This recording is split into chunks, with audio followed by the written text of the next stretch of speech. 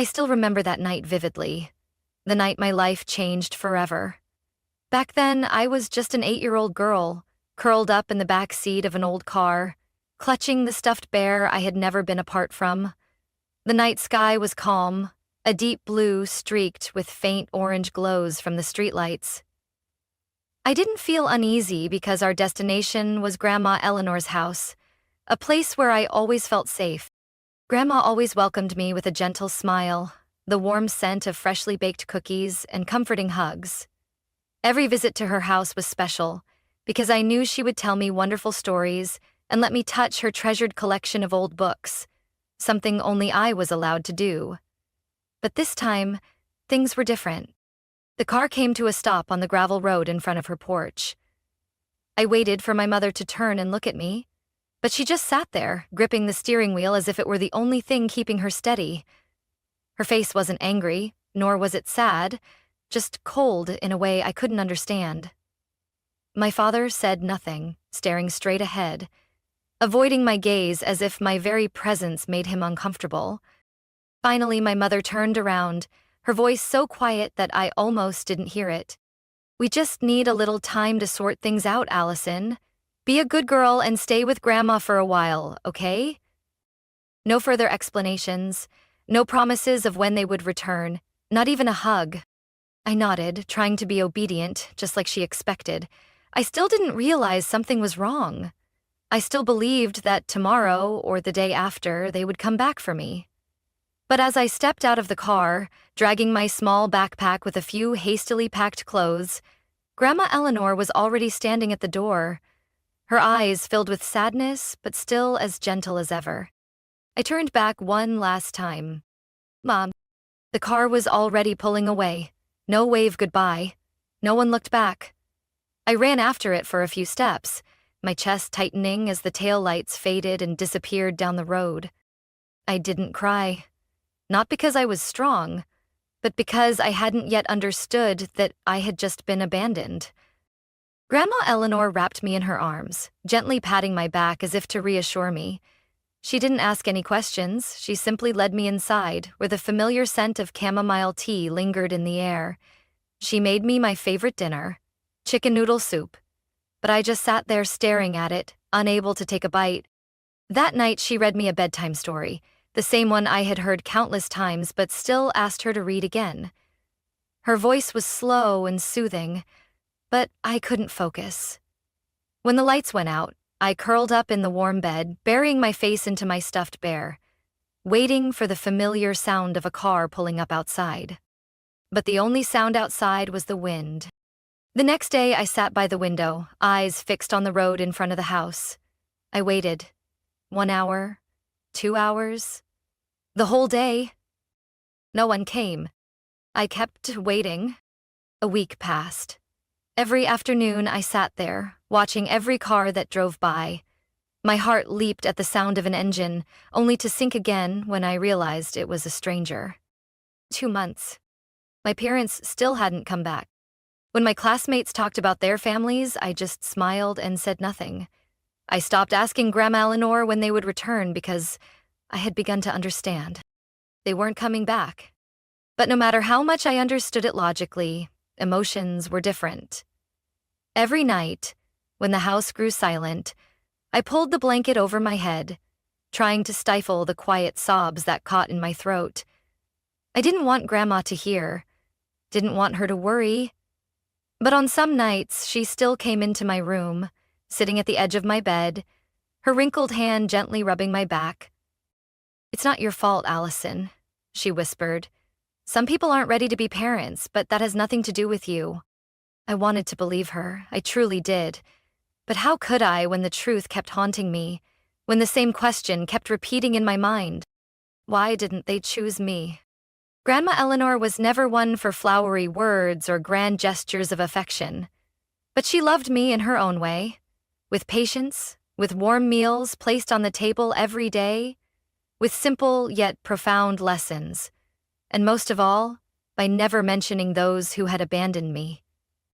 Her house was small, nothing like the lavish mansions I had seen in magazines, but it was always warm. She had an old Toyota that she still drove, even though she could easily afford a newer one. The house had bookshelves stretching to the ceiling, filled with the old books she cherished. Every morning, I would see her reading the financial section of the newspaper, sometimes nodding in approval at an article, sometimes furrowing her brows in thought. I didn't understand the numbers she read, but I knew that whenever she closed the paper and looked at me, her eyes always held pride. "Why do you like reading that stuff?" I once asked on a quiet morning, absent-mindedly stirring my cereal. She set her tea down, the corners of her lips curling slightly. "Because knowledge is power, Allison, and when you learn how to make money work for you, you'll never have to depend on anyone." At the time, I simply nodded, not fully grasping the weight of her words.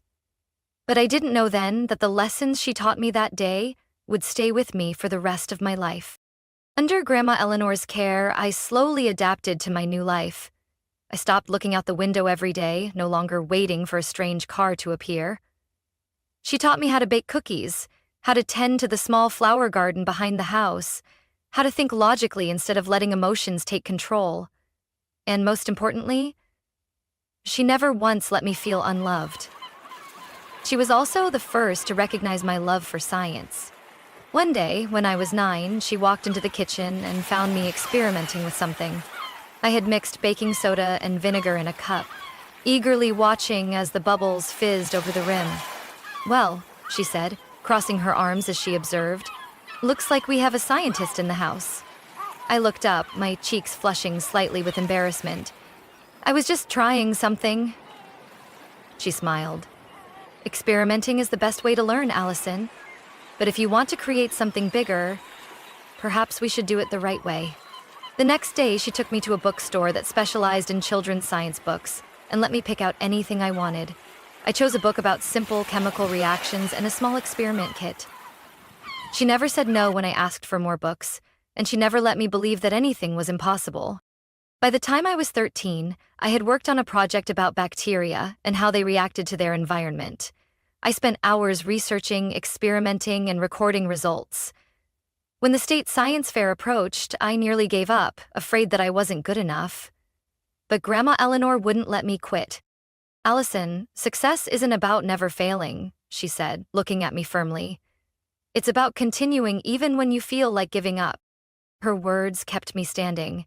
I didn't just participate in the competition, I won first place. As I stepped onto the stage to receive my trophy, I searched for her in the crowd. And when I saw her standing in the back row, her eyes filled with pride, I knew that every effort had been worth it. The years that followed passed peacefully, but Grandma Eleanor never stopped preparing me for my future. On my 18th birthday, she arranged a small dinner at our favorite restaurant. It wasn't anything extravagant, just my closest friends, a few old teachers, and people she considered family. After everyone had left, she handed me a small velvet box. "For you," she said, her voice warm. I opened the box and found a delicate necklace with a tiny key pendant hanging from it. "What does this key open?" I asked, running my fingers over its smooth surface. She didn't answer right away, just smiled. "You'll understand someday." I didn't press further. I knew she always had a reason for everything she did. At the time, I didn't know that this would be the last gift she ever gave me. I didn't know that just 3 months later, I would receive a phone call that changed everything. And I certainly didn't know that this tiny key would open the biggest door of my life. I got the call on a quiet afternoon in the middle of the month. When the hospital's number appeared on my screen, I knew something was wrong. My hands turned cold as I picked up, and when the voice on the other end spoke, calm, polite yet urgent, I knew my life would never be the same again. Grandma Eleanor was gone. A sudden heart attack. She hadn't had time to call anyone, hadn't left any final words. The nurse said it had happened quickly, but that did nothing to ease the pain crushing my chest. I hadn't gotten to say goodbye. I hadn't gotten to hold her one last time. I hadn't told her how much I loved her. The days that followed felt like a blur. I ate because I knew she wouldn't want me to fall apart. I arranged everything, handled the funeral, greeted the guests, because that's what she would have wanted. But inside, I felt hollow. The house was cold now, missing her voice, missing the warmth in her eyes whenever she looked at me.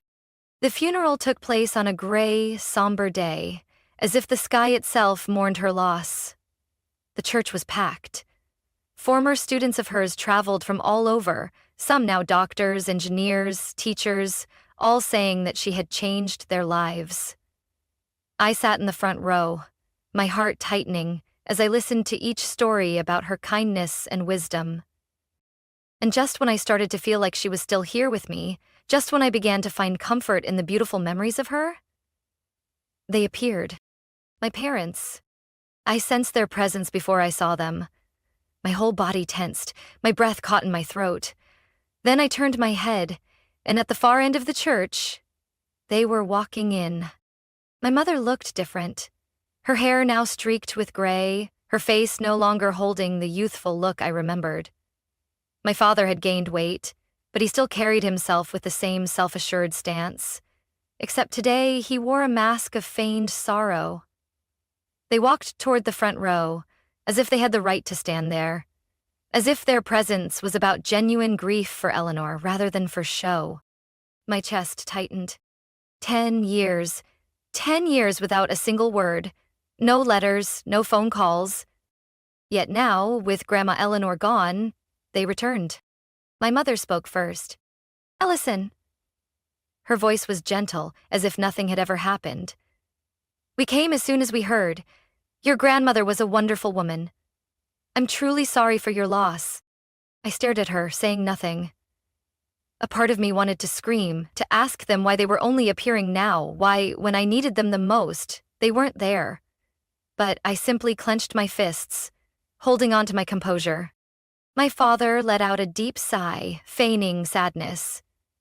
"This has been so hard. I know you're grieving, sweetheart. But don't worry. You're not alone anymore. You're coming home with us." I felt the blood in my veins turn cold. "Home," I repeated, my voice sharp. My mother nodded, reaching out as if to take my hand, but I took a step back. "You're still not 18. You're still our daughter. Now that Eleanor is gone, you need family by your side." I laughed, a hollow, bitter sound. I could feel the weight of the stares around us, but I didn't care. I looked at them, their eyes filled with forced patience, but I wasn't the naive 8-year-old anymore. I knew they weren't here for me. They were here for Eleanor's wealth. I met my father's gaze directly. "Are you here for me, or for Grandma's money?" Silence. I saw my mother blink, a flicker of uncertainty crossing her face, but she masked it quickly. My father leaned forward, his voice firm.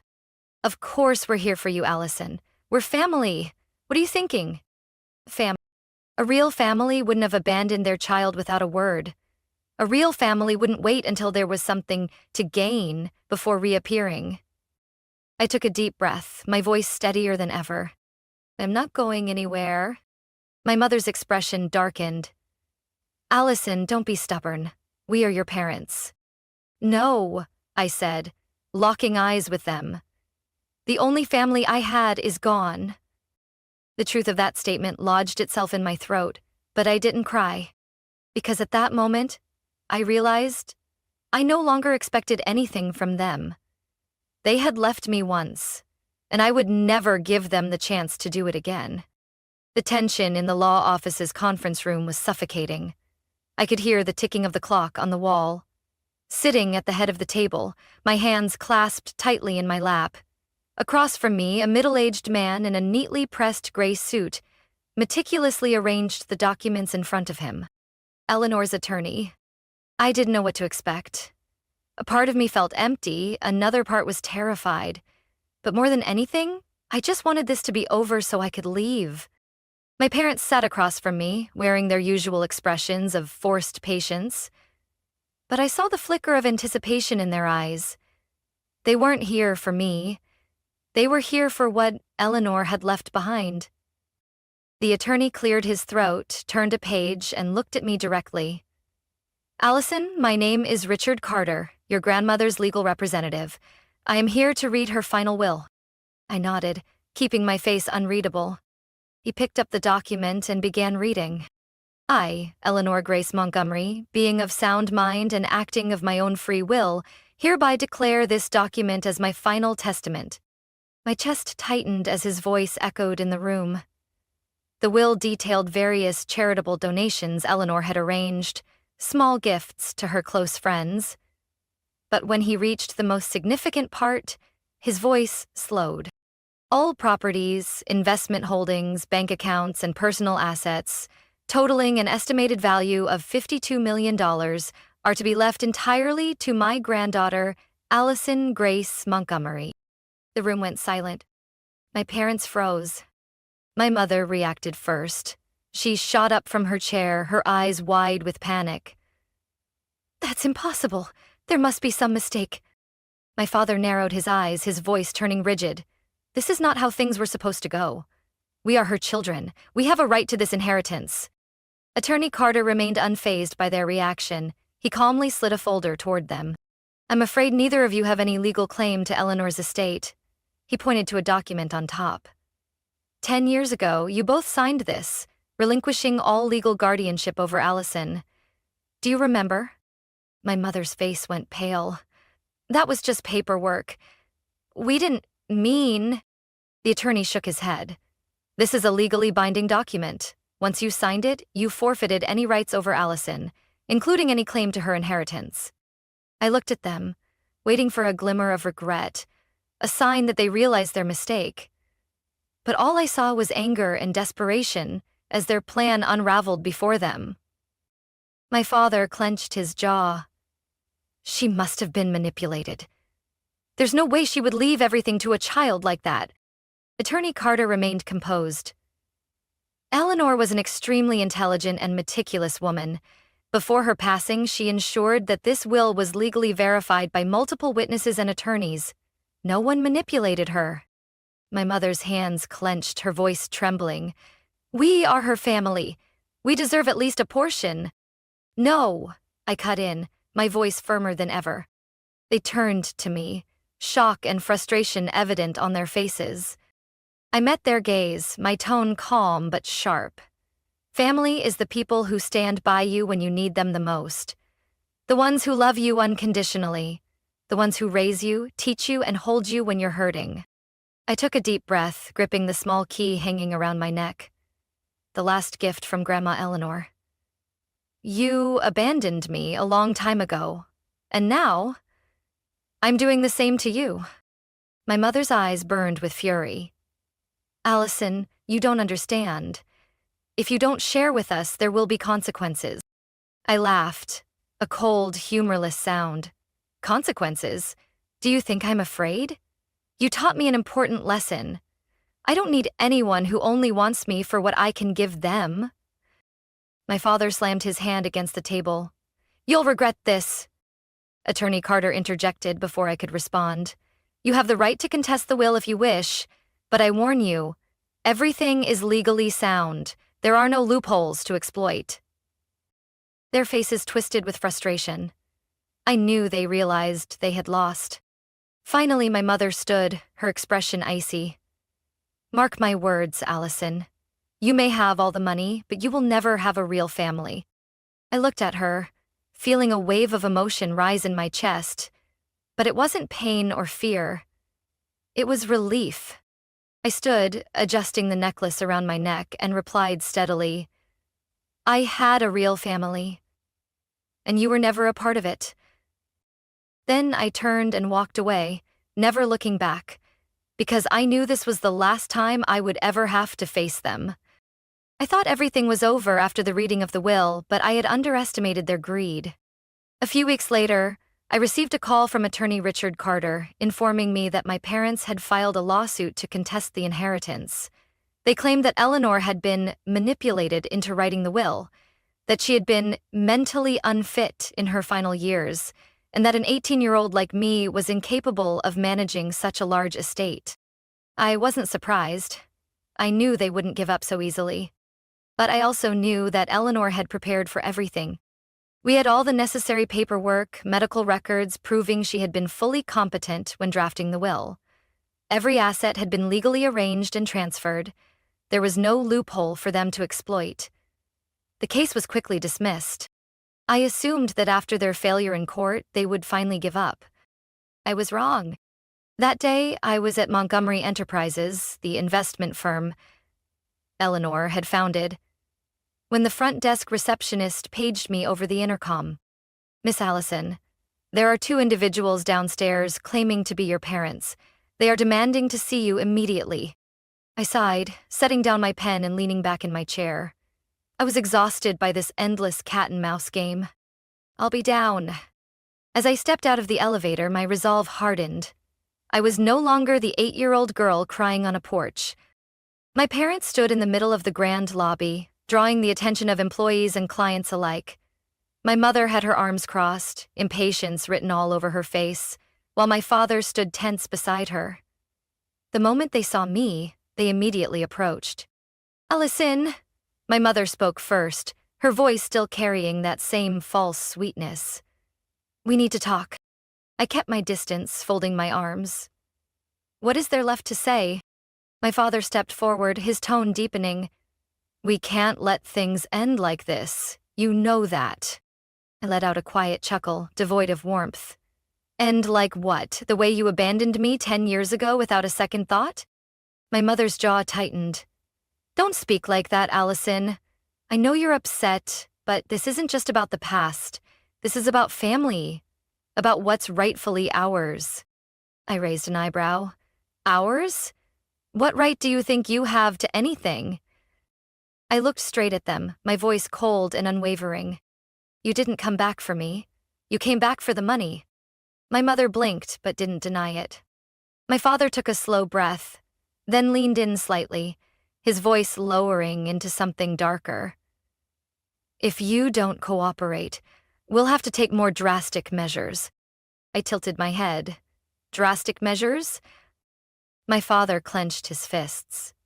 "We could make this public. The media would love a story about an 18-year-old stealing her parents' inheritance." I couldn't help but laugh. "Are you threatening me?" I crossed my arms, my gaze unwavering. "Go ahead, tell your story to the press." I took a step closer, lowering my voice but making sure every word carried weight. "Tell them how you abandoned your 8-year-old daughter without a word of explanation." My parents stiffened. "Tell them how you tried to deceive your own mother to take her fortune."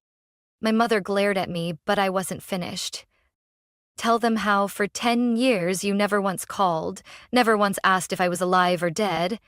And then, when Eleanor passed away, you came back, hoping to take what was never yours." Silence engulfed them. I saw it in their eyes, the fear. Not fear of me, but fear of the truth being exposed.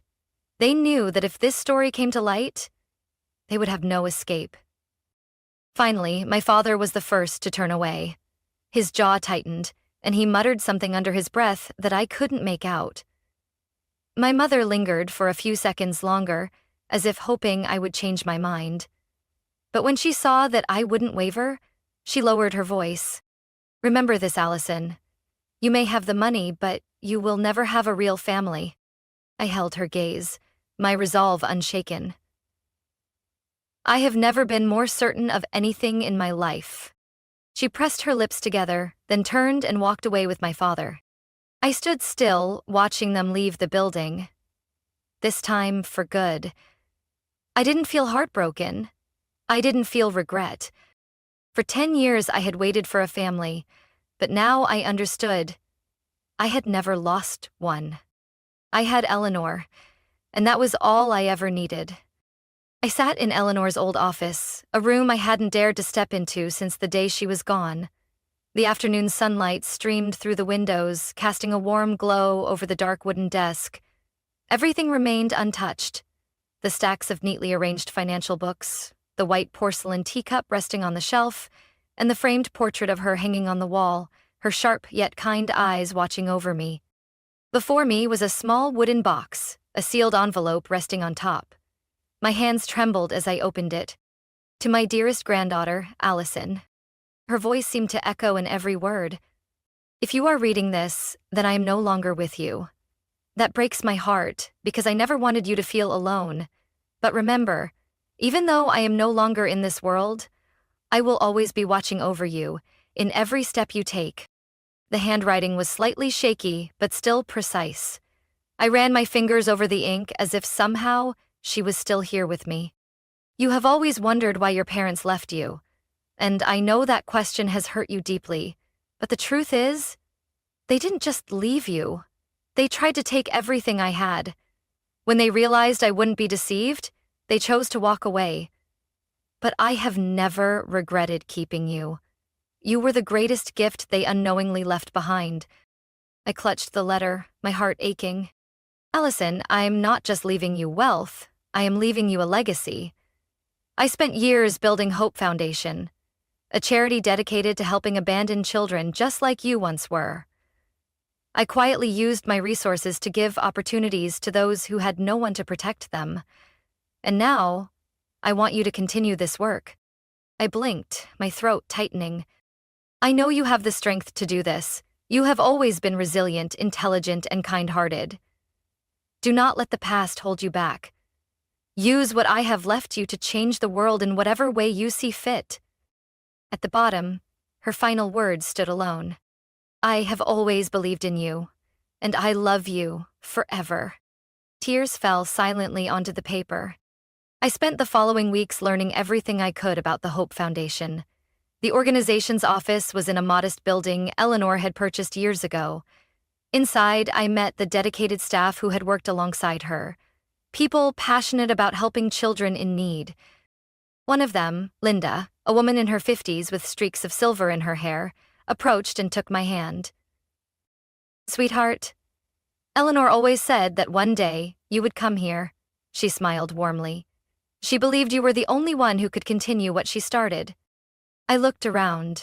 The walls filled with photos of smiling children, files documenting lives that had been changed, letters from those who had once been orphans but now had a future. I took a deep breath. I don't know if I'm ready for this. Linda shook her head. You're here. That's already a great start. And I decided I would make it happen.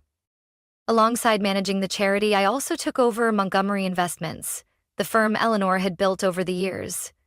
Initially, the board of directors doubted me, a young woman with no prior financial experience.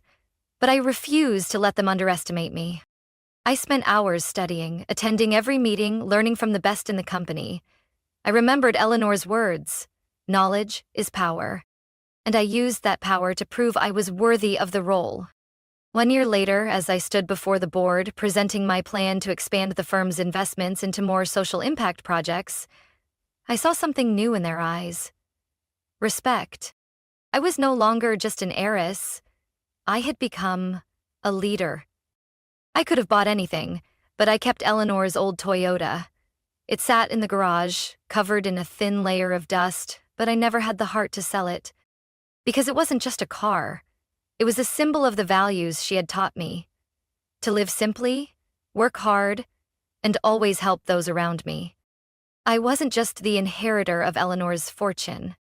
I was the keeper of her ideals. I am not just her heir. I am her legacy. Life isn't always fair, but how we face adversity defines who we become. Allison was abandoned, she was hurt, but she refused to let her past define her. Instead of being consumed by betrayal, she rose above it, turning her pain into purpose. A true legacy isn't measured by wealth, but by the impact we leave on the world. By continuing Eleanor's mission, Allison didn't just find her calling. She proved that we are not defined by what we have lost, but by what we choose to build. What do you think of Allison's journey? Did she make the right choice in standing up to her parents' greed? Share your thoughts in the comments. And don't forget to follow the channel for more inspiring stories about family and life.